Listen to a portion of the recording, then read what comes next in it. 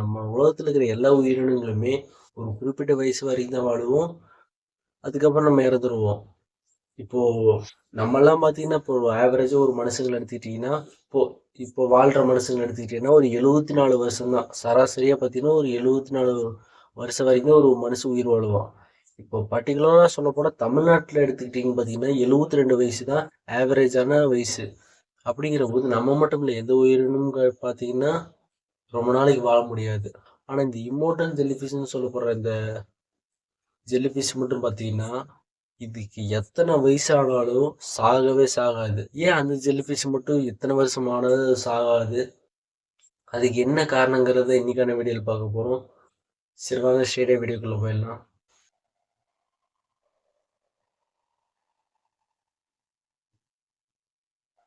First இந்த jellyfish எங்க வாழுதுன்னு பார்த்தீங்கன்னா, மெடிடெரேனியன் அப்படிங்கிற ஒரு கடல்ல. அது பார்த்தீங்கன்னா ரொம்ப சூடான கடல்ல இல்ல, ஒரு வெதுவெதுப்பான ஒரு கடல்ல, ஆழ்கடல்ல பார்த்தீங்கன்னா அந்த இம்மோர்டல் ஜெல்லிஃபிஷ் வாழுது. அதோட சைஸ் பார்த்தீங்கன்னா, நம்மளோட சுண்டு விரல்ல இருக்கிற நகத்தோட என்ன சைஸ் இருக்குமோ அதே சைஸ் தாங்க அந்த ஜெல்லிஃபிஷோட சைஸ் இருக்கும். ரொம்ப சின்னதா இருக்கும்.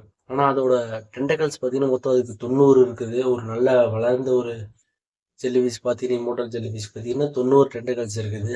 முக்கியமான விஷயம் என்னன்னா, இப்போ ஒரு விலங்கு பார்த்தீங்கன்னா பசி பட்டினியால பாதிக்கப்பட்டாலோ, இல்ல அதுக்கு ஏதாவது பெருசா ஏதாவது அடிபட்டாலோ, இல்ல அதுக்கு ஏதாவது வெதர் சேஞ்ச் ஆனாலும், இப்ப அந்த கடல்லயே எடுத்துக்கிட்டீங்கன்னா, இந்த மாரி ஏதாவது ஒரு உயிரினம் அது ஃபேஸ் பண்ணுச்சுன்னா, கண்டிப்பா பசி, பட்டினி அது சாப்பாடு கிடைக்கலன்னு கண்டிப்பா அது இறந்துரும். பெருசா எதா அடிபட்டாலும், அது சரியாகலைனாலும் அது இறந்துரும்.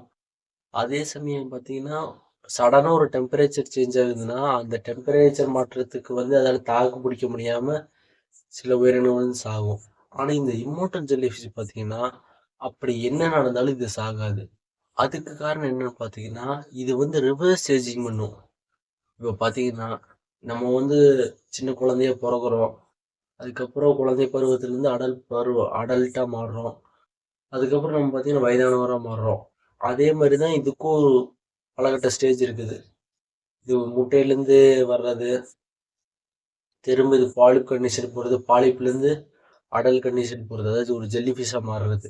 இது பார்த்தீங்கன்னா, இதோட சைக்கிளு. இப்ப இது என்ன பண்ணும்னா, இந்த மாரி பசி பட்டினியால அது அது சந்திக்கிற ஒரு சூழ்நிலை வந்தாலும் சரி, இல்லைன்னா அதுக்கு ஏதாவது பெருசா அடிபட்டாலும் சரி, இல்ல இந்த மாதிரி டெம்பரேச்சர் ரொம்ப சடனா ஏதாவது மாறினாலும் சரி, இது எது நடந்தாலுமே அது பார்த்தீங்கன்னா திரும்பவும் அந்த பாலிப் ஸ்டேஜுக்கு வந்துடும். அதாவது இது ஒரு குழந்தை பருவத்துக்கு வந்துடும். இப்போ நம்ம பார்த்தீங்கன்னா ஒரு அடல்ட்டா இருக்கிறோம். நமக்கு என்ன நடந்தாலும் நம்மளால திரும்பவும் அந்த குழந்தை பருவத்துக்கு போக முடியாது. இப்போ ஒரு 20 வயசுக்கு மேல இருக்கிற ஆள் பார்த்தீங்கன்னா, திடீர்னு 16 வயசு ஆளா மாற முடியுமான்னு கேட்டீங்கன்னா முடியாது. ஆனா இந்த இம்மோர்டல் ஜெல்லிஃபிஷ்ஷால மாற முடியும்.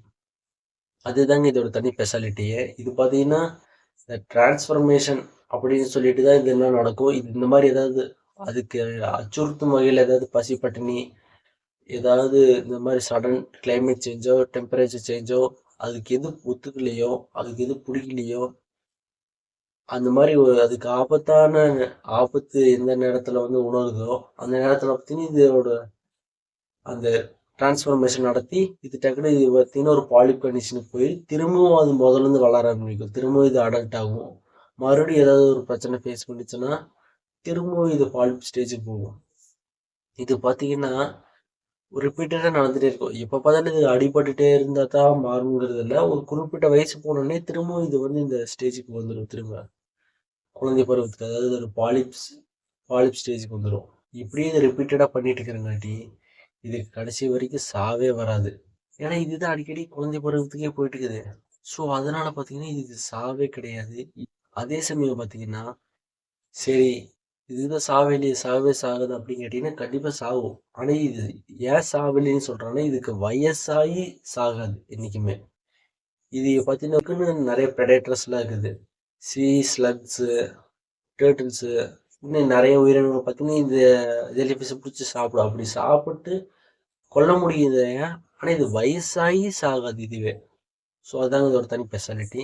சிம்பிளா அது மட்டும் இல்லாம இந்த மாதிரி டிரான்ஸ்ஃபர்மேஷன் நடக்கும்போது பார்த்தீங்கன்னா, அதாவது இது அடல்ட்டா இருந்து குழந்தை பருவத்துக்கு இந்த பாலிப் ஸ்டேஜுக்கு மாறும்போது பார்த்தீங்கன்னா, ஒரு சில ரேர் கேசஸ்ல பார்த்தீங்கன்னா, இப்ப நமக்கெல்லாம் பார்த்தீங்கன்னா, போனுக்குன்னு தனியா செல் இருக்கும். சதை, கண்ணுக்கு இந்த மாரி ஒவ்வொன்னுக்கும் ஒவ்வொரு டைப் ஆஃப் மசில் இருக்கும். அது பார்த்தீங்கன்னா, வேற ஒரு இடத்துல இப்ப தசை மசில தூக்கி தசையில இருக்கிற செல்லெல்லாம் தூக்கி எலும்புல வைக்க முடியாது. எலும்புல இருக்கிற இதெல்லாம் தூக்கி கண்ணுக்கு வைக்க முடியாது. அப்படிங்கிற போது எந்தெந்த செல் எதோடதோ அதோட மேட்ச் பண்ண முடியும். ஆனா இந்த இம்மோர்டல் ஜெல்லிஃபிஷ் பார்த்தீங்கன்னா, இந்த டிரான்ஸ்ஃபர்மேஷன் நடக்கும் பார்த்தீங்களா? அதாவது இது அடல்ட்டா இருந்து குழந்தை பருவத்துக்கு போகும்ல. அப்ப பார்த்தீங்கன்னா, இதோட ஒரு செல் அதாவது இது ரொம்ப ரேர் கேஸ் தான்.